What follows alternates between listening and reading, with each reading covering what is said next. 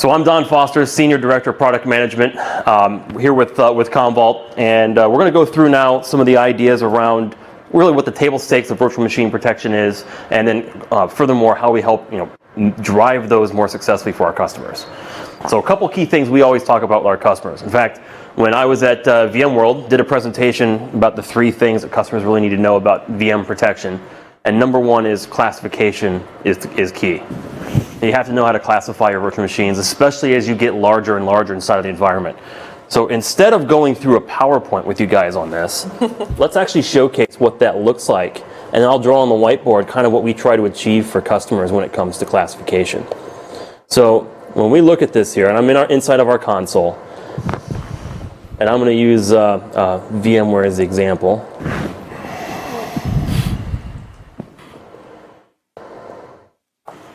Right click, see if the touch screen works better. There we go. Let's go all tasks, and would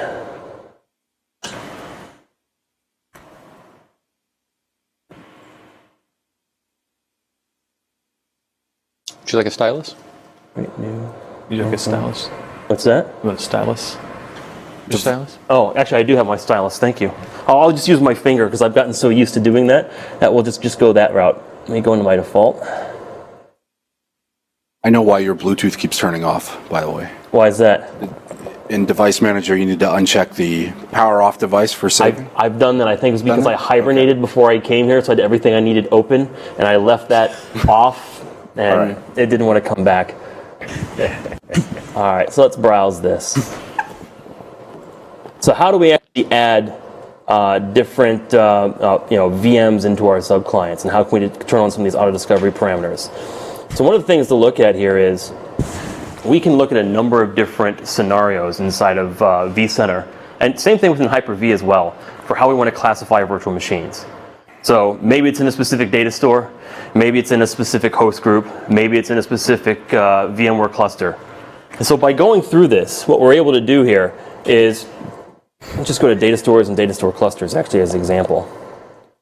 In this case, it's going to open up all the different data stores that we have and the virtual machines that are in there. Now, what we're able to do is define affinity for how we want to, I can tell you guys are having a funny joke about me somehow, because everyone's just trying to hold it in. I love these sort of settings when you can tell people are just razzing each other back and forth. Shut up. We should almost have a digital board on the back that has like the Twitter live feed of what's going on. No, you don't want to know. No, you don't. No. I will tell you that firsthand.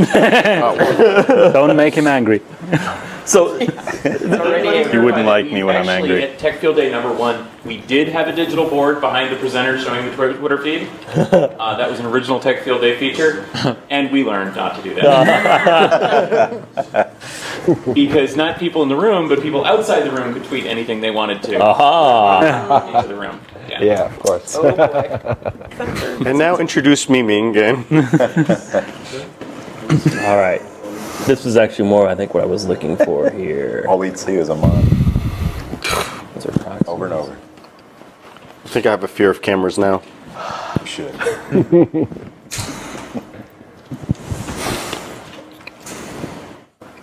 Control. Trying to pull up my my setting here. I'll just go through back to my subclient. I apologize here, guys. So we go. That's fine. So if we go back into default here, and again, go back and look at this. We can define the rules here for what virtual machines we want to have in this mix, all based upon a number of different sets and rules. So I can choose VApps, I can choose naming conventions. There's actually a definition policy if I create a new backup set that will allow me to go through, or a new subclient allow me to go through and add rules for what VMs I'm trying to find. So what does that really mean in all this auto discovery? And by the way, this auto discovery is something we do every time we run a job. So once you set up the context or the actual framework of how your policies want to be defined, every time a job gets kicked off, we actually interrogate vCenter to look at these rules. So does it live in this ESX server with this host name pattern inside of it? If so, great, I'm going to treat you as gold. Does it have this host name pattern with dev? I'm going to treat it dev test. Maybe we only protect it once in a long while. So you have all those different options and how you can pick and choose what you want to do. Let's go to the whiteboard and kind of outline what that really then means for customers. Can you just do a very simple interrogate the vCenter and back up all underlying virtual machines that are present within that vCenter? You can. Yeah. I mean, It can be. that's nice versus does it have the agent on it? And I forgot to load it on that box, or it's new, or it got missed from the policy. And so that's the other key, actually, right? The way we protect with our virtual server agent, you don't have to push an agent on the guests. We just need the one host, and everything else leverages VADP or whatever mechanisms we're executing on, depending on the hypervisor to drive it. So the agents are per host? The agents are really, at a minimum, it's one per vCenter. Okay. There are reasons that you might want to put agents inside the guest. We still have lots of customers that do that because Application level consistency, stuff like that. Yep. But So- you don't need it per ESXi instance. You just do it to the vCenter, which interrogates down the line for VADP type things you're talking about using APIs. Correct. So if you look at it this way, right, in DC1, I've got multiple ESX servers that are running. So I could, one vCenter, multiple ESX servers, I can manage and protect across all of them. So do you see people using agents more for like SQL backups? Cool. That's Exchange. Exchange. in some cases there, yes. That it really comes back to how the customer wants to do recoveries, right? So if you talk about SQL Exchange, so our IntelliSnap interaction allows us to ensure that those SQL and those Exchange databases are consistent at the time of the backup of that application. The challenge, though, is your recovery will still require some form of a DBA, because if you want to get back to a point in time, it's basically just a calmed, MDF, LDF, and log file. So to restore that back to a point in time, I need someone that knows how to take those files, attach to the database, replay logs, etc. Exchange, same sort of idea. So if I use the agent, it's very easy to train a help desk operator or a junior level DBA on how to execute all the restores. I thought you were saying for a second there, by using the agent, you still have to do a bunch of work, because I'm like, that's the purpose of the agent, Yeah, right? no. So yeah, Correct. glad you clarified that. Yep. And can you do sort of individual email restores into Exchange from that? Would that require an agent? Or? Single mailbox recovery kind of correct. things, yeah. Yep, we can absolutely do that. In fact, we can mine it off the snapshot. So we can, if we were to drive a snapshot, we can crack into the VM, then crack into the Exchange database and provide mailbox level backups from the snap.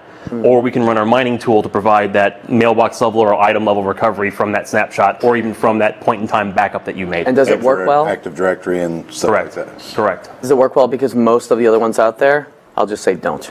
They don't work well. When you say the mining utility? No, Or the single mailbox recovery of items, the ability to back up the single items, unless you're just doing a straight snap of the entire thing and then backing up that way. That's relatively easy because you've got the database mounted. Sure. But do you have that mechanism, the old school brick level backup, as it was called, for backing up those individual items? So that's when I say backing up the objects from the snap. We would do that MAPI level attach and backup from the snapshot.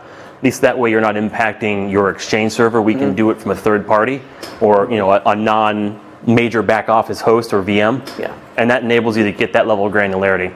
And we've enhanced it over the years. I mean, it's still not perfect. It's not as fast as doing a database backup, but it does make accessing that data that much more simplified. And it's also been integrated with the archive process. So most customers that want to do mailbox level archiving, if they're not in O365, they choose to do both of those options together, just because why run two processes if I can only do one? So is your support for Linux operating systems is equal as the Windows side as well? Correct. It's Like a little bit. Do you have like MySQL, things like that? Yep. So actually that's a great point, right? If we go back into our VMware conversation point, and I had that on my PowerPoint, right? But or on my PowerPoint, my agenda item. If I'm talking about Linux guests that might have Oracle inside of it, right? Or might have MySQL. If we're doing an IntelliSnap enabled backup or even a streaming enabled backup, we have an ability to actually leverage scripts or applets that we've developed to ensure these guys are consistent when that point in time backup is actually being made.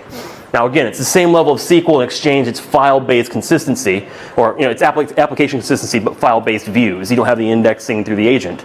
But that will work for those Linux-based guests. Okay. So in many cases, it's great for disaster recovery copy, but maybe not for the DBA that's constantly doing some dev tests, rolling of logs forward and back. So even like a file restore, I Absolutely. don't have to mount it up and then copy it over within the guest. I can go straight back. Correct. Just like I would on Windows. And I'll show you some of those things. We talk about the recovery options on all the live file recovery, live mount, etc., how all those different things work, right? So the key thing, the reason why this isn't so key here is it allows us to really talk to our customers in that sort of context of let's create gold, let's create silver, and let's create bronze. And my writing is terrible, I apologize. Let's just go gold and silver. And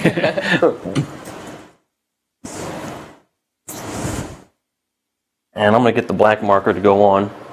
What do I do with it? There it is, right in front of me. So what this means is we can define or multiples of these sort of service levels. And for a customer that says, okay, any VM that hits gold is going to be in these different data centers or in these different data stores or these different host names. And let's just say that I have an SLA requirement of less than 24 hours of recovery. Maybe I have a point in time recovery requirement of within 1 hour for certain guests, right? Maybe I need to have ensure that that's all on site, and maybe there's an off-site requirement that is. What's your PIT in regards? Is that more RPO or RTO? Because I'm not sure what you mean by that exact point in time. So is that referring to the recovery point objective or the recovery time objective? Good point. Like how long it's going to take? This is recovery point. Okay. So Okay. My point in time is within 1 hour of active, but my RTO, recovery time, is 24 hours. Now, who knows how they align? I see companies do things differently across the board here, but you get the idea, right? This is fairly aggressive. This is all for on-site. Off-site needs are maybe RPO and RTO of, again, 24 and maybe 4 hours for the point in time, right? I could see gold kind of being, I need between 5 and 15 minute recovery point objective. Or even closer. My recovery time is honestly 4 hours. You know, when I'm talking gold, it's going to be, I can't lose more than 15 minutes. I prefer to lose 0. But I can't lose more than 15 minutes, and I need it to be back online between 2 and 4 hours. Well, that's what I was going to say. With databases, right? Some DBAs, they want 0. Yeah. They want 0. That's why they got mirroring and synchronous mirroring type options. Transaction shipping. That is irrespective of the backup solution. The backup solution is still a good fit in there in the event that they have a catastrophic failure. Right. You know, there's no doubt of the value of the backup solution because if you have a database failure issue go in there, that carries across, you know, depending upon which way you happen to be doing it, whether just data or, you know, a back end on the SAN, because SAN failures will transfer across in those circumstances also. Garbage in, garbage out, right? Exactly it. So that's why a bad query will destroy your entire database, and then you restore from here. Exactly. And so to that point then, right, you use high availability and DR and backup are still different, even though we're seeing them quickly merge. And converge much like our infrastructures are, but being able to still define those lines of what data is available when and how is still very important in driving this. So just to quickly fill that out, bronze is dev test, silver is our active daily protection, here's our gold settings. Let's just say I had a SQL or Oracle database in that gold level, that I needed that 15-minute RTO, right? Well, what I could very easily do is I could very easily set up, so, you know, I've got my VM that's inside my data store. This guy has Oracle on it. I could very easily take this guy and run the VADP processes, which, by the way, I just want to make sure I make this point. VADP is table stakes. If you can't actively use the most recent version of the VDDK integrated components, things like change block tracking, not only for backup, but also for restores. If you're not able to do all the interrogation of vCenter and understand what the environment looks like, net out what you're protecting, what you're not, where they line out in policies, there's a whole slew of different components, right? If you're not able to do that, then you're probably not in the game.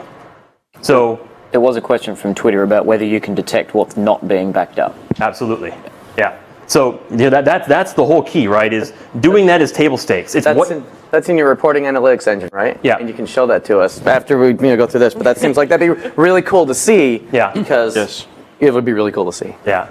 So that's step one. It's what you do above and beyond that makes everything better, right? So our key here is, okay, great. You've got an Oracle in a VM, and you need to ensure that it's available 15 minutes, right? Let's just say our point in time is not 1 hour, but instead it's 15 minutes that we have to get back to.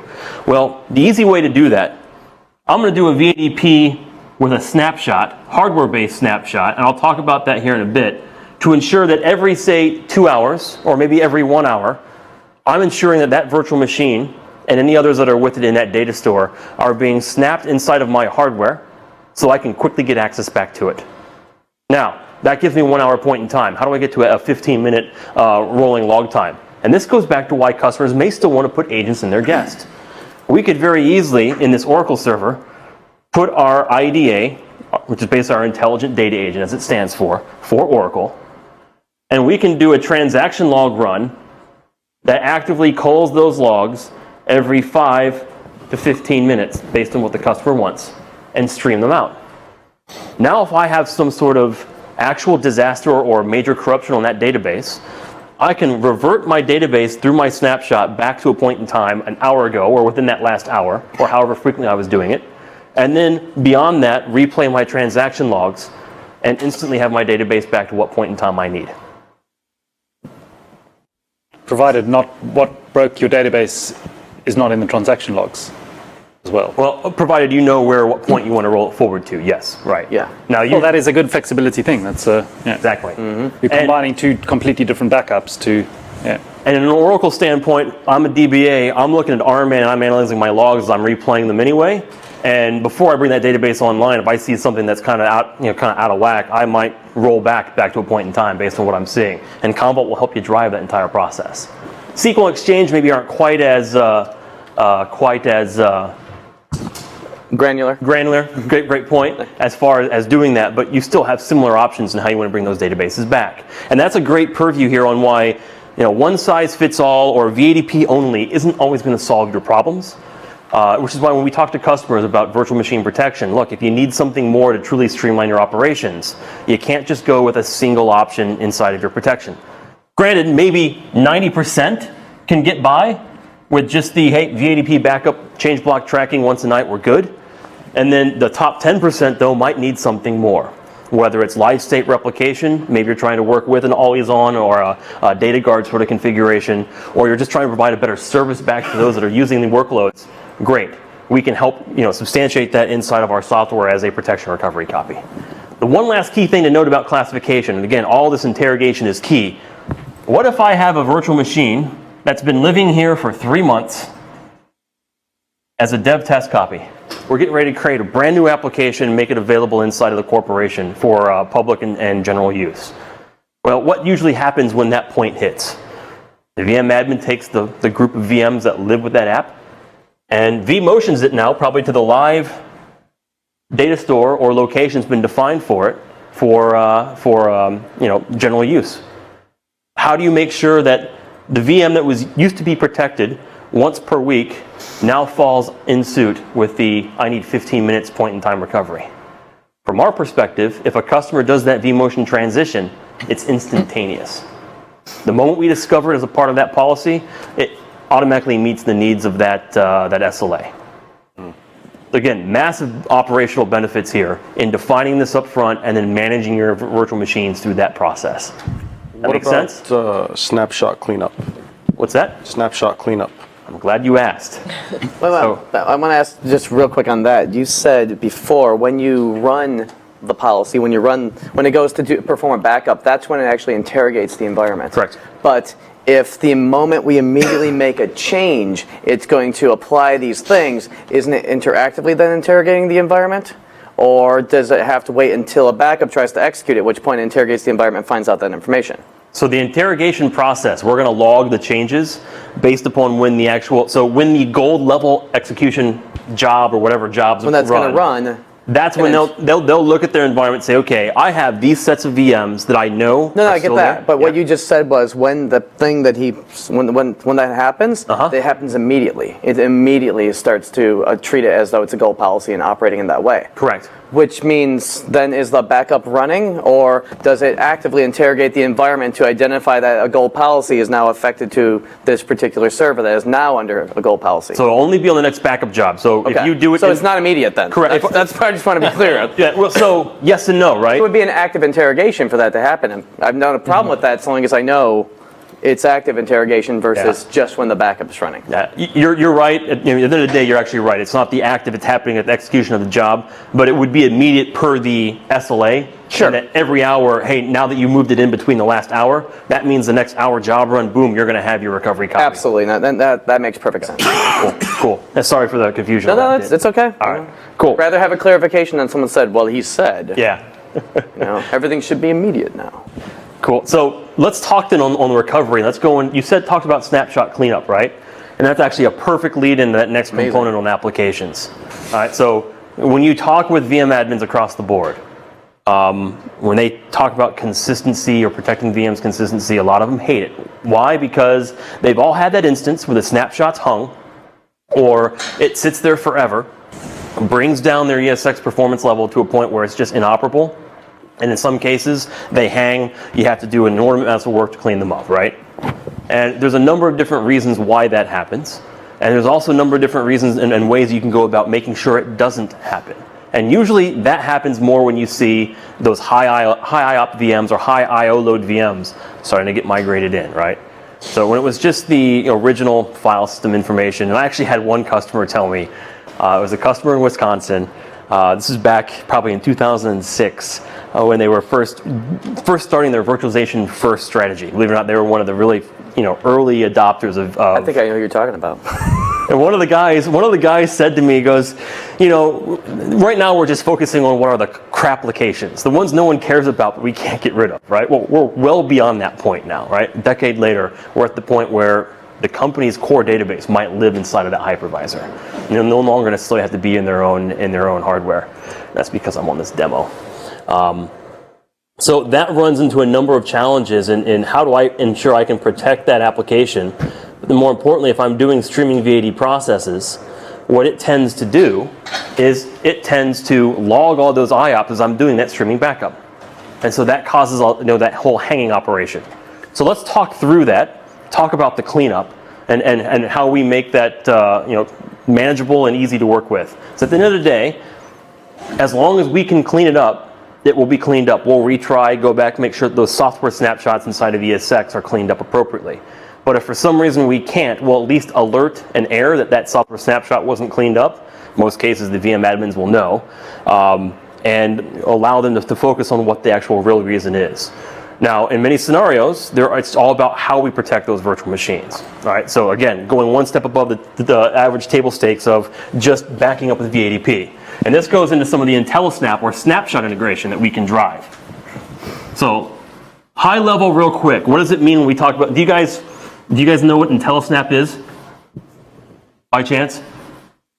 Is that where you can integrate you can pull in NetApp and EMC and whatever snapshots? Yeah. So there's about 120 some odd arrays now, believe it or not, that we have actually taken the snapshot orchestration, the creation, deletion, the mount, any of the revert operations. We've ingested them in as a part of our software, so that as a customer, you basically go point, click, go, and we'll drive the snapshot and ensure the application, the virtual machine, the file system is completely consistent when it's done. How are you doing that? Is that SMIS by chance? Or? With some customers it's SMIS, with others it's REST. With some hardware it's SMIS, some it's REST, some is things like SIM API, some is the command and control interface so you've coding. done all the heavy lifting. Some it's Zappy, Zappy, if it's a Does specific it NetApp. find snapshots that it didn't create? No. It is only for Because I was ones going that to we say drive. SMVI snaps, random NetApp snapshots that sit out there forever that are 3 years old, and you're like, oh, we should delete this. Yeah. No, it won't do that. And the main reason being is, if you take a look at how we're talking about retention, right? You can create a snapshot from that snapshot through our orchestration, immediately create a backup copy, and then from that, continue to move that down to tape, to cloud, on-site, off-site, whatever you want to do for the life cycle of that data set. The reason why we only do snapshots or we only manage snapshots that we create is because we know that when this guy is created, we know it's app consistent, we know we can guarantee recovery, we know it's a high integrity point in time. So I could create 20 snapshots, choose number 10 and number 20 to be selected for backup, and allow my lifecycle retention strategy to start flowing down in that direction. It works for databases. In fact, we have one customer, believe it or not, who is doing this for about a petabyte of SAP data, where they're doing snapshot and replication inside their storage array, and they don't do backup because the databases are so large, and they use our orchestration as a way to actually control what points in time they have available and what SLAs they have. So high level, you can kind of get the idea what it means. Tie it back into virtualization though. How do I ensure all of my guests are consistent? Well, I've got my VMs, right? So I've got a couple of VMs. They live on a set of ESX servers or whatnot. It might be multiples behind this, right? And then of course, I've got my CommVault Simpana server that's doing the backup, and he's got VSA installed on him. what we essentially do here, just like any traditional VSA backup, step one is interrogate. We interrogate vCenter. We ask vCenter, so we find where vCenter is here, and we say, hey, I've got this list of virtual machines or these data stores that we're going to be protecting with a snapshot. Are there any new guys out there that I need to index? It feeds everything back. I now have my data set what I have to snap. That points to these different VMs, these 3 or 4 or however many VMs I have right there in my data store. The next step that we do, so that's number one. Next step is let's start calming the applications, file systems, and VMs. What it does is it first, for the VMs we're calming, before we actually do the VMware software snapshot, we trigger the VSS or any of those internal scripts for MySQL, Oracle, etc., to ensure that the applications internal to the VM are calmed. Then we do the VMware software snapshot. We do that in a serial fashion for all virtual machines in the set. So if I've got 30, I will definitely have a burst of higher I/O. It's going to hit my infrastructure because I'm going to have all 30 in basically a VMware snapshot mechanism mode. Once they're all calmed, step 3, I execute my snap. And by the way, from here to here, we're talking about seconds. In some cases, even less than that. Once we're at the point where everything's calmed, snapshot is created inside the hardware, and then we go back and we perform our cleanup of that software snapshot that we did all of our calming from. Once that's done, they can then be mounted up, protected through the VSA, or just retained, following through our number of different retention strategies, right? Does that make sense in how we're orchestrating this? Now, why is this important? Well, let's think about putting applications in virtual machines again. So, I've got an Oracle database, and I've got a Linux file system. Both are running side by side here, right? So if I've got my Oracle database that's sitting here inside of a virtual machine, and I have my Linux file system that's sitting in that virtual machine, this guy is definitely going to be a higher IOP load than my file system down here, right? This is Oracle. This guy's going to be a lot lower. When I go to do my VMware software snapshot, I don't care whose product you use. This is why VADP by itself is not always going to solve all of your ills. Regardless of who you use, by the time I go ahead and choose I want to protect this guy, step 1, I'm going to go ahead and call that VMware software snapshot. So I'm going to do VM software snaps for my initial protection point. That point hits. Now, at this point, what am I actually doing inside of vCenter? Same thing even in a Hyper-V context, right? If I fired off VSS. I'm logging writes. I'm doubling my I/O while it's in that software snapshot mode, right? So I'm doubling my I/O, creating that log file for everything that's occurring, then I'm going to have to go back and reconcile at the end. So if this Oracle database through streaming VADP, right, if I'm going VADP out, if this takes me 1 hour to stream it out of the virtual machine, and as I add more and more and more to it, it gets longer and longer and longer. What does it actually do to this high-op VM? Well, instantly, the number of IOPS that are getting logged or changes starts to grow, right? So I have more and more and more and more and more put into it. As this extends, I start really elongating the amount of redo logs I have to replay at the close, at the reconcile phase. What can end up happening is, after this 1 hour is done, we can have so many logs that it actually takes 2x the time of the backup to reconcile. And then if you run out of resources, snapshots hang, other issues start to occur inside of the vCenter or the ESX server, and you start running into more and more problems, and it can start to really pile up on one another. So if it's just a file system, of course, that software snap gets created. I start logging IOPS, and of course, it's a small number of changes. This guy can reconcile really quickly. It's not really that big of a need from that perspective. So how do hardware snapshots change this game? Well, what we do with IntelliSnap, because we make sure the data inside is consistent first, we ensure the databases are consistent, then we call that VMware software snap. The time that actual software snap is being held inside of the ESX server is a very short amount of time, because in this time window, we've now created the hardware snap, and that means that maybe only that many writes have been created. So when it comes time to reconcile, we're reconciling a small number back versus an hour's worth of redo light writes that have hit the infrastructure. Now I can take that snapshot of the entire virtual machine, entire data center, put it off somewhere else, load it up, look at it, scrape through to do all the protection mechanics that's required for the customer. And it gives me a super fast way to access those database files for recovery. So this is the level of orchestration that starts to, again, change above what other players are doing in market. And even still, certain vendors can't even touch the way we do the orchestration here from a recovery perspective, because what this does is it eliminates that big pain for making those applications fit inside the hypervisor. Same thing from a Hyper-V standpoint, it fits there just as well. Shrinks the amount of files that are being tracked inside of VSS because we're driving it at that hardware. I'm sure someone will say, well, what about when vVols hit and everything else? We're working down that path with VMware. It will definitely help some of this process under the covers, and it will make it easier for customers to align. I mean, I know some vendors are looking at vVols and trying to define a device per vVol. So you're doing a snapshot on that device, and it's no longer a mass a mass sharing mechanism, so to speak, on their storage. So that will obviously help on their perspective. But there's still all the orchestration of driving the snapshot, ensuring the consistency, ensuring your point-in-time recovery for the application. And I would say when vVols come into this mix, we'll have the ability to actually replay all the logs, whether it was a physical, like it was a physical machine inside that virtual hypervisor. So are you expecting to support, I'm sorry. No, go ahead. Are you expecting to support vVols at launch, or? It's hard to, so every vendor, as you probably know, that's integrating with vVols is, for the most part, completely different. All right, it's like a standard that everyone follows, that they all look at from a different tint, and here we have something new, right? We absolutely have the framework to support it when it comes out. How and with who will depend on how we're working with those partners to ensure that interoperability is tied in. I can't give you a comment on how or what will be supported, but do note it is one of the big key things for us in our roadmap that we're working with VMware on.